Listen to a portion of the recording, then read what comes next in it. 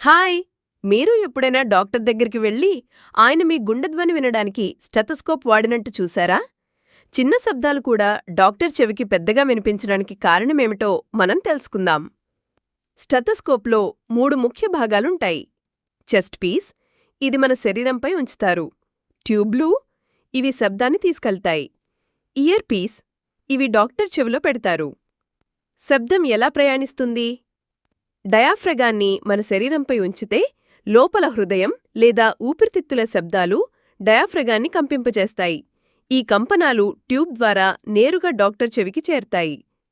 శబ్దం పెరగడానికి కారణం: ట్యూబ్లు బహిరంగ శబ్దాన్ని బ్లాక్ చేసి లోపల శబ్దాన్ని మాత్రమే కాన్సంట్రేట్ చేసి పంపిస్తాయి.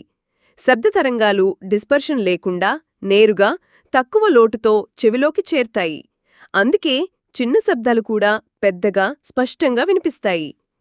డయాఫ్రగమ్ వర్సెస్ బెల్. చెస్ట్ పీస్లో 2 భాగాలుంటాయి. డయాఫ్రగమ్ హై ఫ్రీక్వెన్సీ శబ్దాలను పట్టుకోవడానికి, బెల్ లో ఫ్రీక్వెన్సీ శబ్దాలను పట్టుకోవడానికి. ఇవి రెండూ శబ్దాన్ని యాంప్లిఫై చేసి చెవిలోకి పంపిస్తాయి.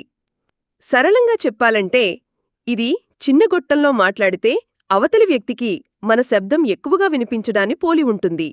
స్టెతస్కోప్ కూడా అదే విధంగా శబ్దాన్ని ఫోకస్ చేసి యాంప్లిఫై చేస్తుంది. ఇలా స్టెతస్కోప్లోని ప్రత్యేక నిర్మాణం వల్ల మన శరీరంలోని చిన్న శబ్దాలు కూడా డాక్టర్ చెవికి పెద్దగా వినిపిస్తాయి.